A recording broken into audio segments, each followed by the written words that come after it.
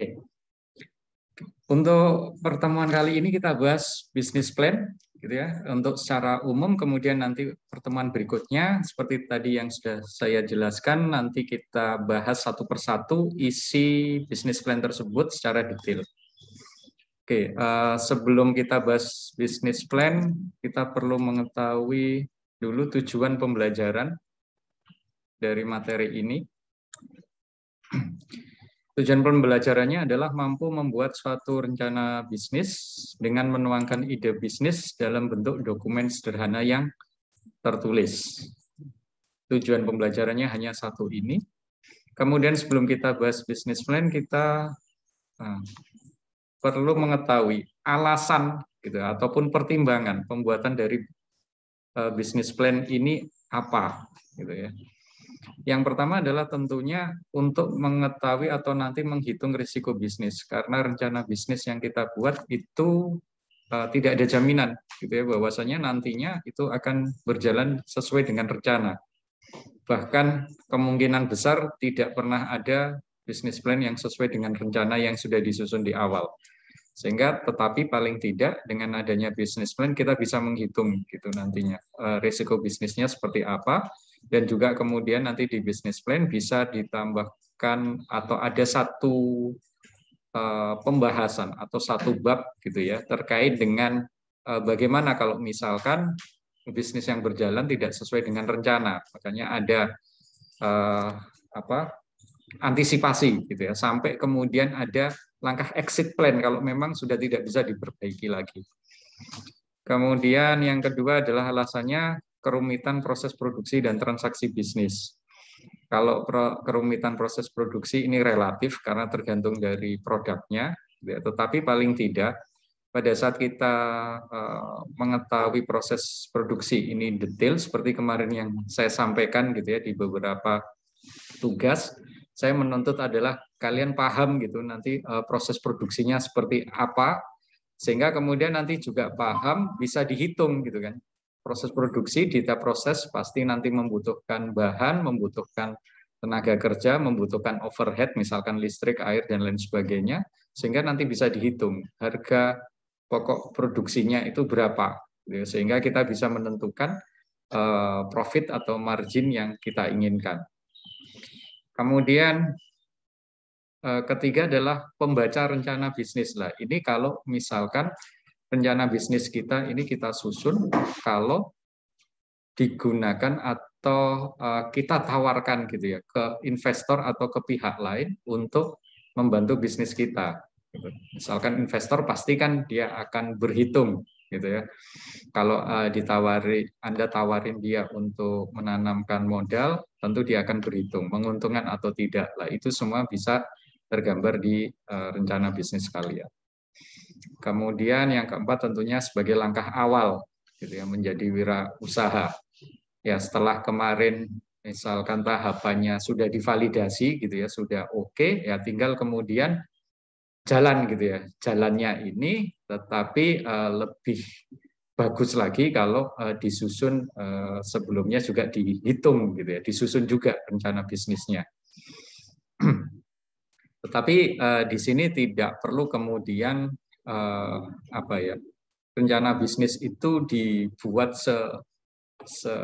seteliti senjelimet mungkin. Tetapi yang diperlukan di sini adalah hal-hal yang perlu saja itu diulas gitu ya secara lengkap di rencana bisnis. Yang terakhir tentunya adalah alat bantu dalam mensistematiskan logika bisnis, gitu ya. Maksudnya apa? Di sini bisa jadi kan ide bisnis itu bermacam-macam, gitu ya. Terus kemudian keinginan dari pebisnis itu juga macam-macam sampai kemudian dia memikirkan rencana bisnis itu 1 bahkan 5 tahun ke depan ataupun sampai 10 tahun ke depan, gitu ya. Nah ini kemudian perlu disistematiskan, gitu ya. Mulai awal dia membangun itu butuh misalkan investasi apa saja, pada saat jalan itu butuh modal apa saja, modal kerja apa saja, terus kemudian rencana pengembangannya seperti apa, gitu ya, target atau visi misi dari perusahaan atau bisnis yang dia bentuk seperti apa lah, itu tidak hanya kemudian diawang-awang, gitu ya, tetapi perlu kemudian dituliskan secara sistematis. Sehingga untuk alur mulai dari misalkan periode ke-0 sampai ke periode perencanaan misalkan 5 tahun ke depan, gitu ya, itu sudah ada jalurnya, gitu ya, sudah ada jalurnya, sudah ada perencanaannya, sehingga sudah tersistematiskan dengan baik. Oke, nah, kalau di dunia bisnis itu ada dikenal dua istilah yang mirip, tetapi sebenarnya secara konseptual ini berbeda. Yang pertama adalah rencana bisnis, yang kedua adalah perencanaan bisnis. Nah, ini kalian bisa lihat gitu ya perbedaannya di sini. Kalau kita lihat lingkupnya, kalau rencana bisnis ini adalah apa? Pembentukan organisasi baru. Ya. Baru, berarti sebelumnya belum ada, ini dibentuk baru. Gitu. Baik organisasi-organisasi misalkan yang tidak komersial, gitu ya, misalkan LSM, gitu ya, organisasi parpol dan lain sebagainya. Gitu. Kalau masih baru, nah, baru akan dibentuk, perlu gitu ya rencana bisnis. Anda buat parpol pun juga sebaiknya direncanakan gitu ya. Jangan-jangan nanti baru saat karena nggak direncanakan dengan baik, baru terdengar sudah hilang. Nah, kemudian perbedaannya apa dengan lingkup perencanaan bisnis? Kalau perencanaan bisnis atau business planning ini lebih ke arah perusahaannya sudah ada dan ingin dikembangkan atau misalkan ekspansi gitu ya. Lah itu di sini business planning. Misalkan dia ingin buka kantor cabang baru, lah itu adalah business planning. Nah, terkait dengan kompleksitas, rencana bisnis itu lebih ke arah apa? Sederhana. Makanya tadi saya tekankan adalah tidak perlu kemudian membuat rencana bisnis itu jelimet gitu ya.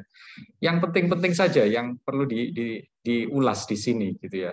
Tapi diulasnya ya yang tepat gitu ya, tidak asal-asalan. Nah, sedangkan untuk business planning ini sangat kompleks karena perusahaan itu sudah berdiri dan data-data selama perusahaan itu berdiri itu kan sudah sangat lengkap. Sedangkan kalau di sini kan masih minim gitu ya, data-datanya minim, bahkan ya minim sekali gitu ya. Bahkan beberapa data yang tidak ada kemudian diberikan biasanya asumsi gitu ya, ataupun estimasi ataupun aproksimasi gitu ya. Sehingga di sini kita tidak bisa membuat business plan rencana bisnis yang rumit karena keterbatasan data tersebut. Sedangkan di sini ini sangat lengkap. Apalagi perusahaan sudah jalan, misalkan organisasinya itu sudah mapan, sudah jelas gitu ya. Ada beberapa orang di situ yang menempati posisi baik itu manajer ataupun staff gitu ya. Nah, itu data yang dikumpulkan mulai data keuangan, pasar, pemasaran, penjualan, produksi dan lain sebagainya kan lebih lengkap. Berarti pada saat dia mengembangkan itu perlu kajian yang lebih lengkap, lebih jelimet gitu ya. Dan lebih kompleks. Gitu. Karena sudah terbentuknya gitu ya sistem yang awal gitu. Kemudian strukturnya di sini fokus pada 3 hal utama: ide bisnis, pemasaran, keuangan. Gitu ya. Biasanya 3 hal ini yang akan dilihat gitu ya oleh, kalau misalkan tadi kan tujuannya juga bisa ditawarkan gitu ya ke calon investor. Calon investor pun itu fokus di 3 hal ini. Idenya menarik tidak? Terus apa istilahnya value ya, value proposition gitu ya. Yang ditawarkan apa? Value-nya ini original, terus menarik, dan ke depan itu nanti bisa booming gitu ya, bisa growth atau tidak. Berikutnya masalah pemasarannya, bagaimana strateginya, pasarnya ada enggak, segmen pasarnya menyasar ke siapa. Nah, itu akan dilihat di sini. Kemudian keuangannya, sumber pemodalannya dari mana, terus kemudian cash flow-nya bagaimana, kemudian ukuran misalkan terkait dengan analisis kelayakannya dari sisi finansial seperti apa. Nah, itu fokus biasanya hanya ketiga ini. Tapi apakah yang bagian lain tidak perlu dibuat? Ya perlu, gitu ya. Tetapi biasanya bukan tidak menjadi poin utama, ya. Tetap menjadi poin utama, tetapi yang paling utama tiga ini. Biasanya yang berikutnya adalah terkait dengan SDM, gitu ya. Istilahnya tim orang-orang yang ada dalam perusahaan tersebut itu seperti apa. Misalkan skillnya, kompetensinya, itu juga biasanya dilihat setelah melihat yang ketiga hal ini. Kemudian untuk yang perencanaan bisnis di sini cakupannya ya menyeluruh, karena kan sistem itu sudah terbentuk, tinggal mengembangkan, ya semua hal sudah bisa diakomodir, gitu ya. Bukan hanya ketiga ini, pemasaran, keuangan, SDM, gitu ya, mungkin distribusi, terus mungkin legal, gitu ya, legal terkait dengan yang urusan terkait dengan legalitas dan hukum dan lain sebagainya. Tentunya sudah terbentuk di sini. Jangka waktunya biasanya kalau bisnis plan itu pendek 2-5 tahun. Kemudian untuk perencanaan bisnis itu jangka panjang, ya, lebih dari 5 tahun, bahkan 10-20 tahun ke depan itu di business planning. Sehingga untuk business plan biasanya proyeksi pun tidak panjang-panjang, gitu ya. Bahkan cukup 1-2 tahun saja, gitu ya. Ya maksimal 5 tahun itu cukup. Oke. Nah, sekarang kita lebih fokus membahas yang rencana bisnis. Oke. Bisnis plan itu apa? Di sini adalah pengertiannya dokumen tertulis, gitu, yang merinci seluk-beluk usaha atau bisnis. Nah, dan mencakup apa? Informasi status saat ini, kebutuhan mendatang, dan hasil yang diharapkan. Nah, hasil diharapkan tentunya biasanya kan perusahaan punya misi, visi, gitu ya, yang diterjemahkan target tahunannya dalam bisnis plan tersebut seperti apa. Nah, sehingga gambaran mudahnya di bisnis plan ya menggambarkan ini, gambaran saat ini dan target masa depannya. Nah, kemudian hal yang mendasar dalam bisnis plan itu apa saja? Ya tentunya yang mendasar ya ide, gitu ya. Ide yang akan dijalankan seperti apalah, ini perlu dijelaskan detail, di mana juga kalau bisa ide ini keunggulannya apa, gitu ya, dibandingkan dengan pesaing yang sudah ada, itu dijelaskan di business plan. Kemudian alasan bahwa bisnis plan Anda merupakan jawaban atas kebutuhan atau permintaan pasar.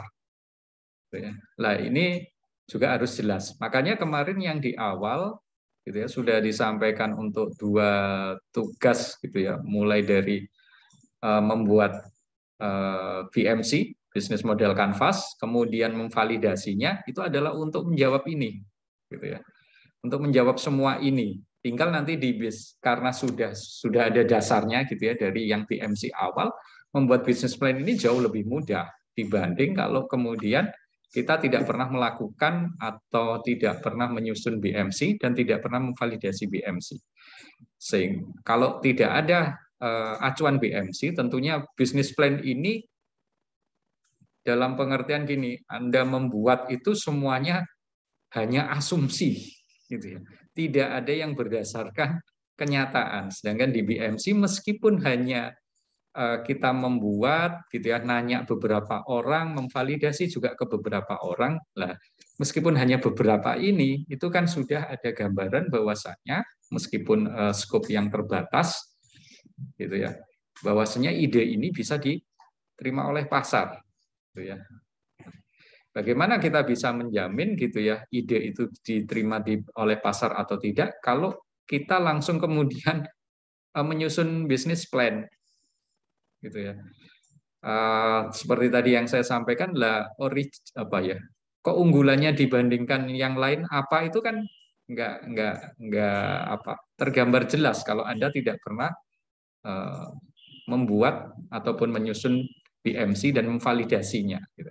Tapi dengan bisa sudah menyusun dan memvalidasinya, tentunya seperti ini, gitu ya, hal-hal mendasar ini yang pertama, kemudian kedua, gitu ya, itu memang ada kebutuhan dan permintaan, gitu ya, itu bisa terjawab, gitu ya. Kemudian alasan juga Anda orang yang tepat, itu juga bisa terjawab karena di BMC kan Anda juga sudah harus bisa menentukan gitu kan ya, mulai dari value, mulai dari segmen pasar, mulai dari partner gitu ya. Berarti orang lain juga akan melihat kan partner Anda siapa gitu. Dukungan Anda dari mana gitu ya. Supplier Anda dari mana lah. Itu sudah tergambar semua di BMC gitu ya.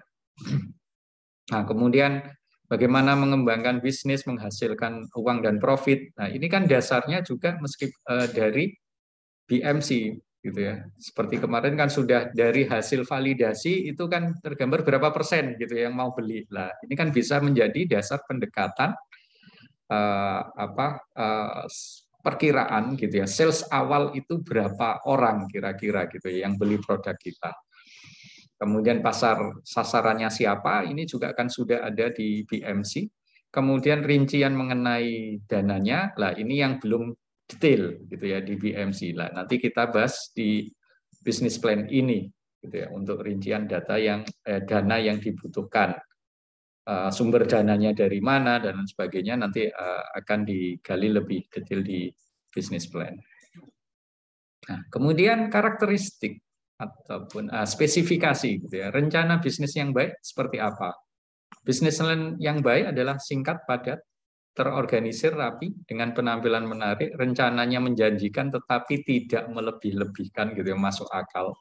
Menjanjikannya masuk akal tetapi tidak misalkan overestimate, terlalu berlebihan dengan asumsi-asumsi yang misalkan tidak masuk akal, dengan didukung oleh misalkan tanpa adanya data dan investigasi awal. Makanya kenapa BMC itu perlu, itu merupakan investigasi awal. Sehingga kita bisa menghindari ini gitu ya. Hal-hal yang misalkan melebih-lebihkan proyeksi gitu. Dan kemudian kita juga sudah tahu gitu nanti risiko-risiko bisnis yang signifikan gitu ya dari BMC.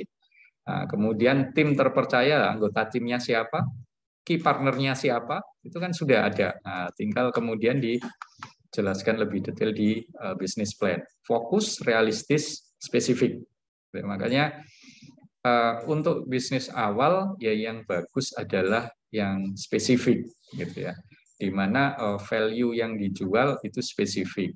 Lah baru kemudian kalau misalkan dalam perjalanannya itu dimungkinkan untuk dikembangkan, lah baru di sana bisa kemudian merambah atau misalkan dikembangkan ke value yang lain atau ke segmen pasar yang lain. Oke, ini gambaran komponen rencana bisnis gitu ya, mulai ringkasan eksekutif, tinjauan, barang dan jasa, analisis industri pasar, strategi pemasaran, analisis produksi, rencana pengembangan, manajemen dan organisasi, ikhtisar keuangan atau proyeksi keuangan, dan yang terakhir adalah lampiran. Oke, kita ulas satu persatu secara global dulu, gitu ya. Nanti detailnya akan saya sampaikan di pertemuan atau kuliah berikutnya. Ringkasan eksekutif. Nah, kenapa harus ada ini? Gitu ya. Biasanya misalkan ada pihak gitu ya yang Anda prospek gitu ya untuk dijadikan calon investor, ataupun misalkan Anda ingin menarik teman gitu ya untuk bergabung dalam bisnis Anda. Biasanya yang dibaca terlebih dahulu adalah ringkasannya dulu. Kalau ringkasannya menarik, biasanya mereka akan kemudian membaca halaman-halaman lebih lanjut.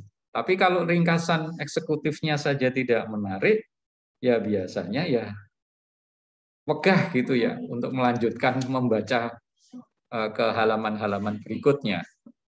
Makanya di sini di ringkasan eksekutif ini merupakan ringkasan yang padat tapi jelas dan juga menjual gitu ya, menjual sehingga bisa menarik pihak yang ingin Anda tarik sebagai pihak yang nantinya bekerja sama dengan Anda. Nah, di ringkasan eksekutif ini apa? Nah, isinya adalah konsep bisnis, misi perusahaan. Ya, konsep bisnis berarti kita ngomongnya saat ini, misi itu adalah nanti konsep bisnis ini dikembangkan seperti apa ke depan, gitu ya.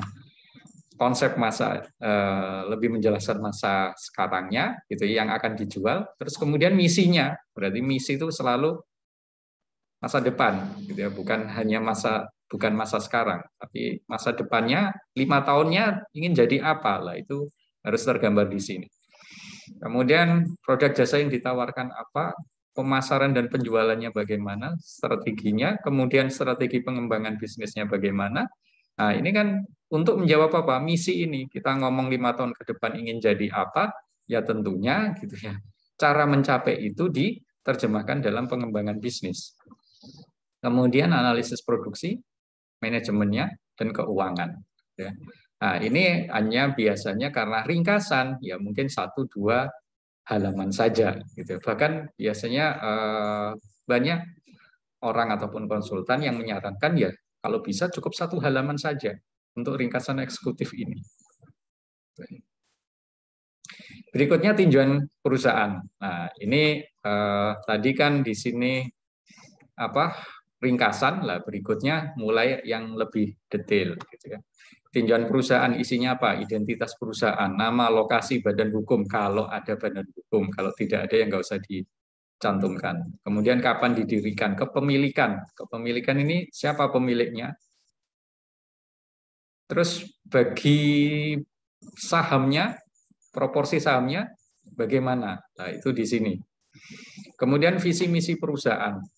Nah, kalau misi ini biasanya jangka menengah gitu ya. Visi ini jangka panjang. Nah, misi misalkan sampai 5 tahun, visi ini lebih dari 5 tahun. Kemudian gambaran sekilas tentang produknya bagaimana, kebutuhan pasar dan pasar sasarannya. Gitu ya. Pasar yang disasar itu seperti apa, arah pengembangan usahanya bagaimana nantinya. Nah, ini semuanya dijelaskan di tinjauan perusahaan. Kemudian isi berikutnya adalah barang dan jasa yang ditawarkan. Nah, ini diuraikan detail, gitu ya. Barangnya ini apa, untuk siapa, keistimewaannya apa, manfaatnya apa, fiturnya apa, harganya apa. Nah, kalau kita bicara keistimewaan, tentunya apa? Butuh pembanding, gitu ya. Ini istimewanya apa dibanding dengan yang lain? Manfaatnya untuk apa? Jangan-jangan sama dengan produk yang ada di pasaran. Ya, nah, sehingga perlu dimunculkan keistimewaan ini bisa terkait dengan kelebihan manfaat, kelebihan fitur, atau bahkan kelebihan harga. Dalam artian misalkan harganya lebih murah, atau bahkan harganya lebih mahal karena apa? Menyasar segmen atas yang dimana sebelumnya belum ada produk yang menyasar segmen atas. Itu juga bisa. Perbandingan pasar. Ini kita perlu jelaskan di sini adalah pesaingnya siapa saja, produk pesaingnya itu bagaimana, gitu ya. Keunggulan dari pesaing terhadap produk kita unggul dari pesaing itu dari sisi apa saja, diulas di sini. Kemudian apakah mempunyai HKI atau tidak? Kalau HKI ini tidak harus kemudian tercantum di business plan, gitu ya. Sambil jalan pada saat bisnis berjalan bisa diurus gitu ya, karena pengurusan ini kan butuh waktu dan juga biaya gitu ya. Kemudian pengembangan lah, ini biasanya produk itu kan tidak ada kita muncul produk misalkan tipe pertama gitu ya. Tipe pertama produk kita diluncurkan gitu ya. Itu terus kemudian tidak selamanya kan spesifikasi fitur dan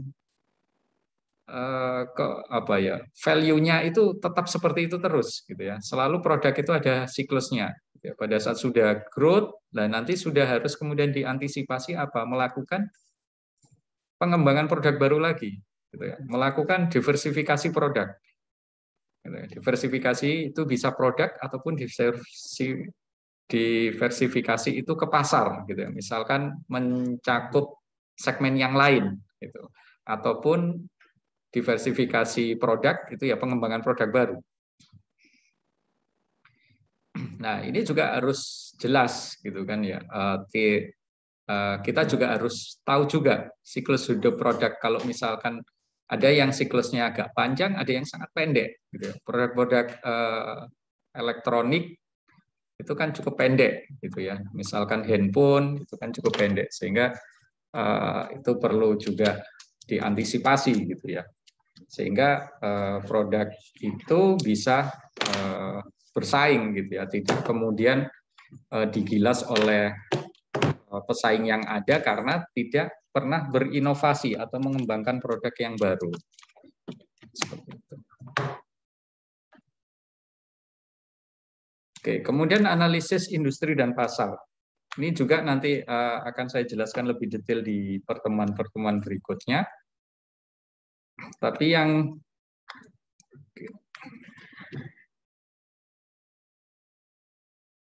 Oke, sebentar ya.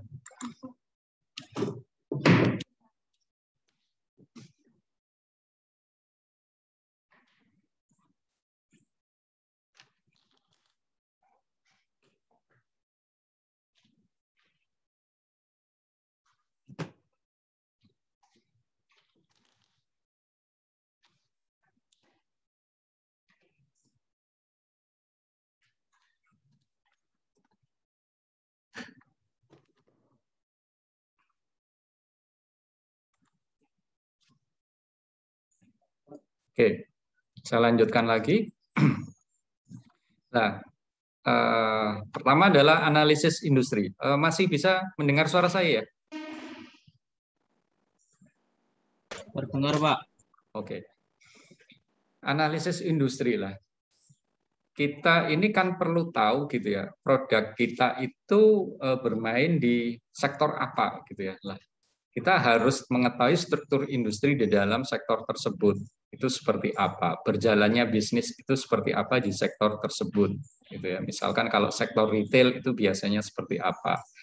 Terus kemudian kita juga perlu menganalisis, setelah tahu struktur industrinya, menganalisis pesaing, pelanggan, dan mengidentifikasi peluang yang ada.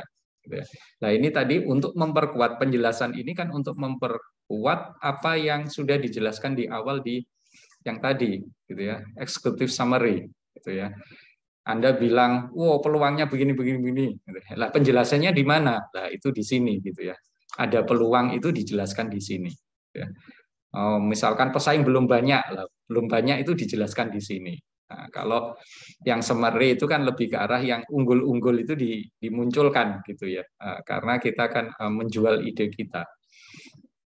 Nah, kemudian juga dijelaskan, nah tentunya pasar sasarannya gitu ya, segmen mana yang disasar, gitu ya, peluang atau volumenya seberapa besar gitu ya nantinya.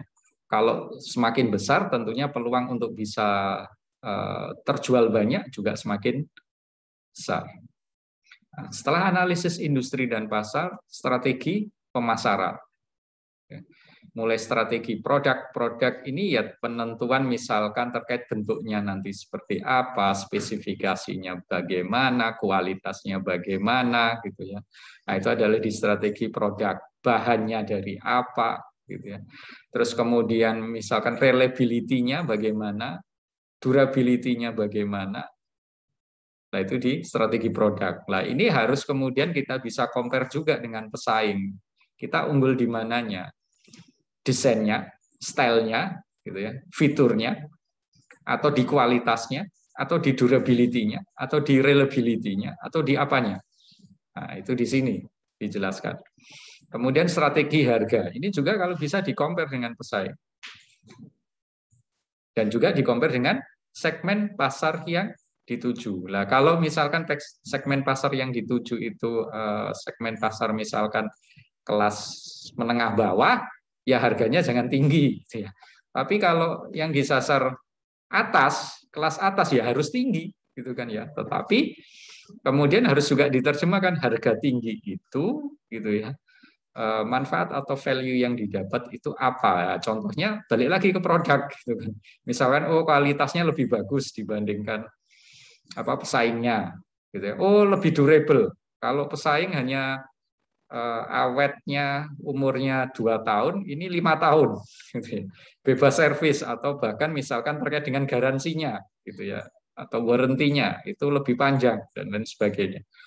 Nah, itu dijelaskan di sini. menggunakan strategi seperti apa. Kalau strategi harga ini sebenarnya ada beberapa macam. Kalau yang umum itu biasanya ada yang dinamakan markup strategi. Maksudnya apa? Harga pokok produksinya ditambah profit gitu ya. Tetapi ada juga yang yaitu tadi melihat pesaing gitu ya. Pesaingnya harga misalkan kalau di satu segmen gitu ya harganya dijual 10.000 gitu ya, Anda bisa jual 9.000 misal seperti itu. Atau berbeda karena segmennya berbeda gitu ya. Pesaing 10.000 saya bermain di segmen atas ya saya jual 20.000. Itu adalah strategi harga terkait dengan mempertimbangkan pasar gitu ya, segmen pasar. Dan ada strategi yang lain lagi. Nanti kita bahas di pertemuan berikutnya yang khusus membahas strategi pemasaran. Kemudian ada strategi distribusi. Nah, distribusi ini misalkan distribusinya langsung, gitu ya. Berarti satu level saja, misalkan dari produsen langsung ke konsumen, ataukah misalkan melalui intermediaris, misalkan oh ada nanti distributor, dari distributor ke retail, retail baru ke konsumen akhir. Apakah seperti itu? Berarti ada misalkan 3 level, atau hanya satu level langsung menuju ini. Nah, ini adalah strategi distribusinya. Kemudian promosi. Promosinya lewat apa? Media yang dipilih apa? Gitu ya. Nah, biasanya kalau untuk perusahaan baru ya dipilih yang berbiaya murah dulu gitu ya. Baru kalau sudah terkenal ini ya baru misalkan merambah ke yang berbiaya lebih tinggi. Kemudian strategi penjualannya seperti apa gitu ya. Nah, ini terkait apakah kemudian punya apa sales sendiri gitu ya ataukah kemudian diserahkan pihak lain atau seperti apa. Kemudian ya tentunya estimasi penjualan. Ya. Estimasi penjualan. Ini ya estimasi penjualannya. Ya. Misalkan tahun pertama berapa. Gitu ya. Seperti kemarin kan saya sampaikan, ya kalau bisnis baru jangan berharap gitu ya bulan pertama sudah tinggi gitu. Bisa jadi masih nol atau kalau misalkan terjual pun masih sangat sedikit sekali gitu ya. Karena apa? Fokus biasanya di bulan-bulan awal lebih fokus apa? Istilahnya itu branding gitu ya, mengenalkan brand kita. Nah, di sana ini perlu strategi promosi juga yang bagus gitu ya. Kalau ngiklannya seperti apa dan lain sebagainya. Sehingga dari sana kita juga bisa perhitungkan oh bulan-bulan awal kira-kira hanya berapa ya gitu ya. Dan itu didasarkan juga dari yang sebelumnya gitu kan. Data BMC pada saat validasi kan sudah ada. Berapa persen yang mau beli? Nah, berapa persen mau beli itu bukan kemudian di bulan awal sudah langsung contoh misalkan 10% yang mau beli. Nah, segmen di sana misalkan kalau dihitung gitu ya, ada misalkan 1.000 orang, berarti bulan pertama langsung 100. Ya, jangan terlalu optimis seperti itu juga gitu ya. 100 ini bisa jadi mungkin diperkirakan oh baru tercapai 6 bulan atau baru tercapai 1 tahun. Nah, itu lebih realistis gitu ya. Bulan-bulan awal masih cukup rendah gitu ya karena masih branding, mengenalkan istilahnya branding itu untuk meningkatkan brand awareness. Berarti orang itu sadar gitu ya, sadar akan adanya merek produk kita. Nah, berikutnya analisis produksi gitu ya. Di sini bagaimana produk itu dihasilkan? Dibuat sendiri atau dibeli? Nah, kalau dibuat berarti kan dia manufakturer. Kalau dibeli berarti mungkin dia hanya apa? Pedagang grosir gitu ya. Nah, sehingga kalau dibeli dijual lagi ya mungkin tidak perlu analisis produksi yang mendalam gitu ya, nggak ada proses produksinya di sana. Kemudian perencanaan lokasi. Nah, lokasinya di mana? Meskipun bisnis baru, gitu ya, harus punya lokasi. Meskipun Anda melakukan bisnis itu online, gitu ya, produknya dijual dipasarkan online, juga harus punya lokasi. Orang kan selalu bertanya, misalkan kontak, gitu ya. Kontaknya ini nomor kontak di mana? Kalau kalian punya bisnis, punya nomor kontak tapi nggak punya alamat, orang juga ragu-ragu. Nah, paling tidak kan ada alamatnya jelas, nomor kontaknya jelas, lah sehingga perlu direncanakan lokasi. Rencana lokasi ini tidak harus kemudian yang strategis gitu ya untuk tahap awal.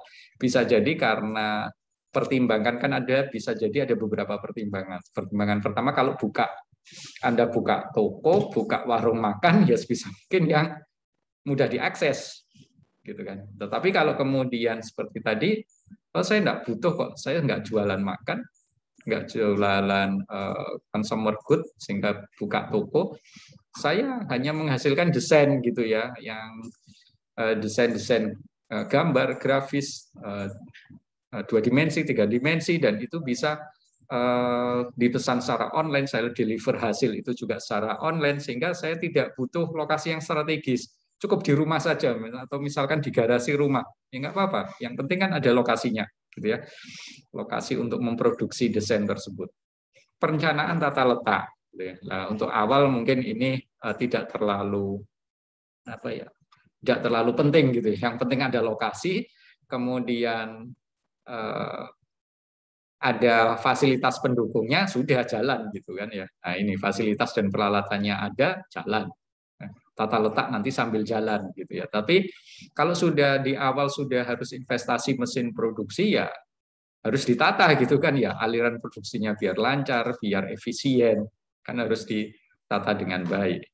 Kalau buka toko pun juga harus ditata kan, supaya apa? Misalkan lah tokonya ini model toko seperti minimarket yang kemudian swalayan sendiri, yaitu melayani dirinya sendiri, atau diambilkan. Nah itu tentunya tata letaknya akan berbeda. Kalau diambilkan, berarti kan nggak perlu banyak gang gitu ya. Nah, kalau misalkan harus ngambil sendiri, berarti kan perlu ada gang, ada rak-rak gitu ya, di mana konsumen itu mudah untuk mengakses produk-produk yang dijual. Kapasitas produksinya ya. Saat ini tentu disesuaikan dengan apa yang sebelumnya, estimasi penjualannya kan. Kalau di tahun pertama ini diestimasi berapa gitu ya, misalkan desain gitu saja ya. Desain 1 hari targetnya adalah gitu ya, bisa melayani 10 atau 1 hari 5 desain gitu saja. Tapi 1 orang gitu ya, rata-rata hanya mampu mendesain 3. Berarti harusnya kan apa? Butuh orang 2 kan? 2 orang desainer. Nah, misalkan seperti itu. Kalau masih saat ini masih desainernya hanya 1 orang, berarti kapasitasnya kan separuhnya. Nah, misal seperti itulah. Ini perlu dipertimbangkan. Kemudian tahapan dalam proses produksi gitu ya. Ini khusus untuk yang sebenarnya jasa pun juga perlu gitu ya. Proses produksi ini, tetapi prosesnya bukan produksi, tetapi proses pelayanannya gitu ya. Bedanya kan di sananya. Kemudian pengendalian persediaan untuk produksi atau persediaan untuk misalkan kalau layanan ya persediaan misalkan barang-barang ataupun material bahan baku yang dibutuhkan untuk memberikan layanan. Gitu. Kalau misalkan Anda buka barbershop pun kan ya butuh apa? Alat cukur gitu ya. Terus kemudian butuh mungkin sampo, butuh apa yang lain lah. Ini kan perlu ada stok gitu ya. Alat cukur masa hanya 1, nggak ada cadangan gitu ya. Kalau rusak bagaimana? Nah, ini adalah di sini pengendalian persediaan.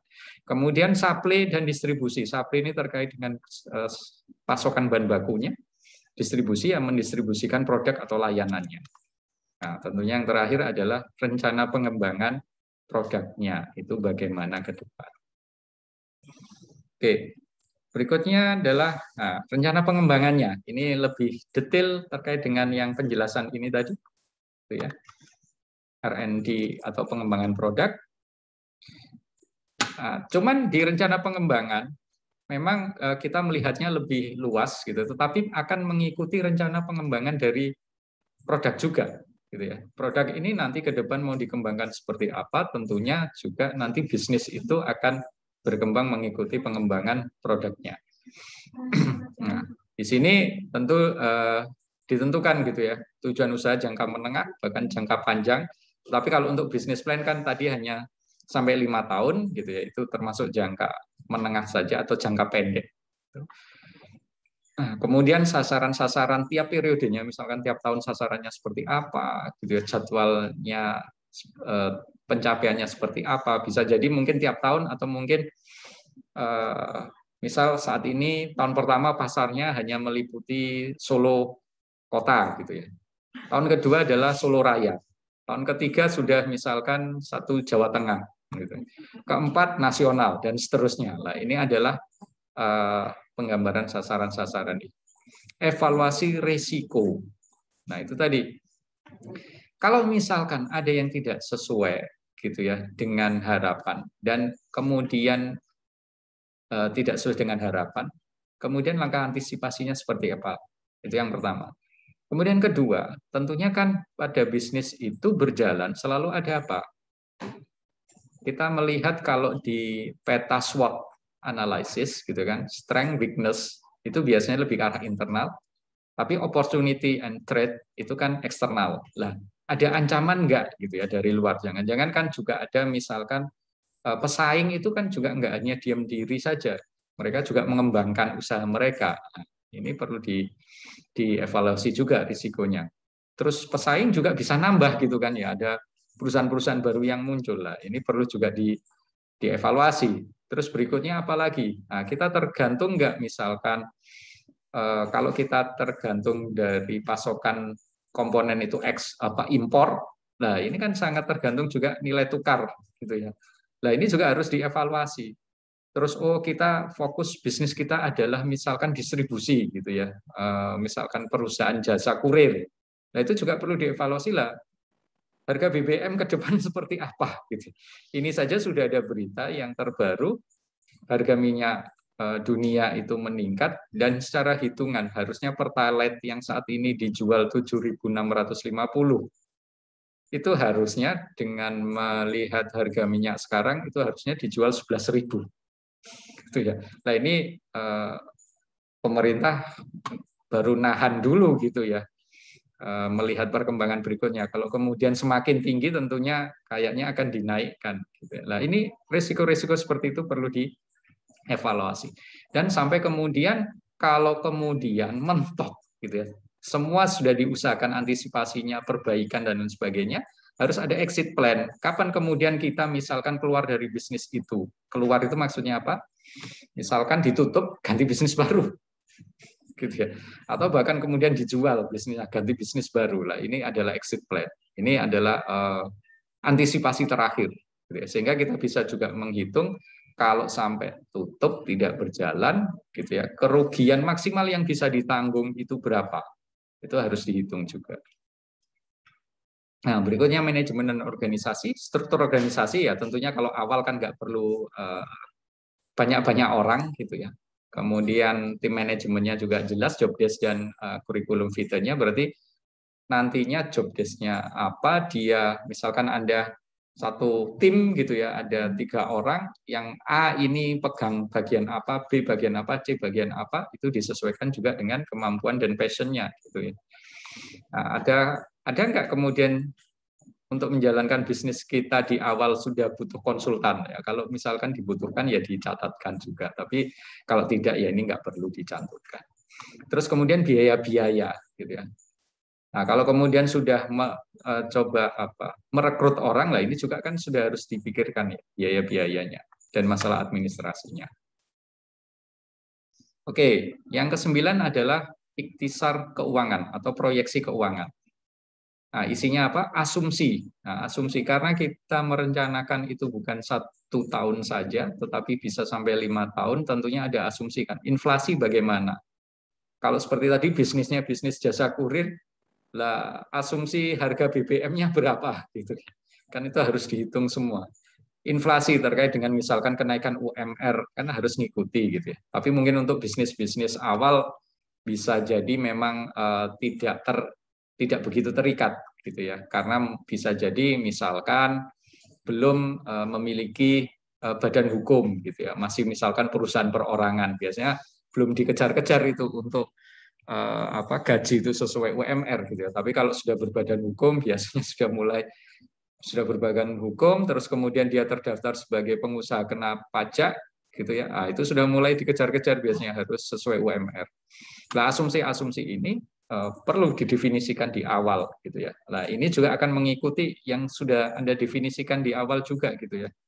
Tadi ada badan hukum, ada struktur organisasi, gitu ya, dan lain sebagainya. Lah, itu perlu kemudian ada asumsi. Kemudian proyeksi pendapatan lah. Tadi kan terkait dengan apa? Prediksi salesnya berapa gitu ya? Peningkatan tiap tahunnya berapa lah? Ini nanti akan berpengaruh ke proyeksi pendapatan. Nanti ada proyeksi aliran kas, berarti pendapatan dikurangi pengeluaran. Nah, belanja ini kan modal kerja itu kan terbentuk dari apa? Belanja materialnya, bahan baku, belanja pegawainya, belanja misalkan overhead, biaya overheadnya gitu ya. Nah, nanti ada cash flow, nanti cash flow-nya minus atau positif gitu ya. Kalau minus berarti kan kita apa? Perlu mengeluarkan uang lebih gitu ya untuk nambal minus. Tapi kalau sudah positif ya berarti kan sudah apa ya istilahnya? Ya sudah bagus gitu ya. Berarti sudah bisa bernafas gitu, tidak perlu nambah modal lagi. Tapi kalau negatif biasanya perlu nambah modal terus untuk menambal gitu ya, menambal cash flow yang negatif tersebut. Kemudian kita perlu juga buat neraca. Ini biasanya kalau neraca kita buat hanya cukup 1 tahunan di akhir tahun. Kemudian laporan laba rugi pun hanya cukup 1 tahun di akhir tahun berjalan gitu ya, tahun kalender. Nah, cuman biasanya yang bulanan, nah ini adalah cash flow ini yang perlu dipantau. Nah, kemudian di ikhtisar ini ya perlu disebutkan sumber modal dari mana, penggunaannya bagaimana, gitu, prosentasenya berapa persen, dan yang terakhir tentunya analisis kelayakan. Gitu ya. Ada analisis break even, payback period, IRR, NPV dan seterusnya. Ini semua dibahas di ikhtisar keuangan. Oke, yang terakhir adalah lampiran. Ada analisis lingkungan bisnis, yaitu SWOT analysis. Tadi sudah saya singgung sedikit. SWOT itu strength, weakness, itu menggambarkan kondisi internal perusahaan. OT, opportunity, threat, gitu ya. Itu peluang dan ancaman, itu menggambarkan eksternal perusahaan. Kemudian kelengkapan perizinan jika ada. Kemudian peta, foto, gitu ya, dokumentasi produksi awal jika ada. Nah, ini adalah untuk mendukung business plan. Lah, ini baru business plan kok ada dokumentasi produksi. Nah, biasanya untuk manufakturer juga gitu ya. Itu kan tidak harus kemudian punya pabrik dulu, misalkan dandake dulu gitu ya. Lah di situ kan kita bisa dokumentasikan gitu ya sebagai penguat ini loh. Kita sudah coba trial produksi dan hasilnya seperti ini gitu ya. Produknya bagus dan lain sebagainya.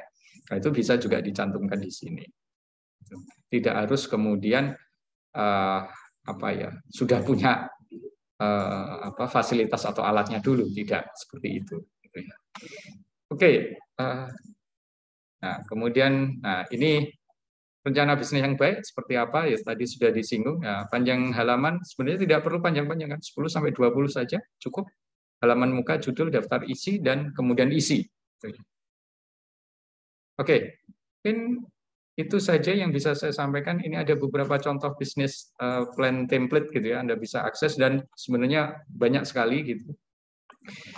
Link-link ataupun sumber-sumber yang tersebar di dunia maya terkait dengan bisnis plan, tapi secara umum ya mirip seperti yang saya jelaskan tadi gitu ya, isinya seperti itu. Nah, cuma nanti untuk detailnya akan saya ulas pada kuliah-kuliah selanjutnya.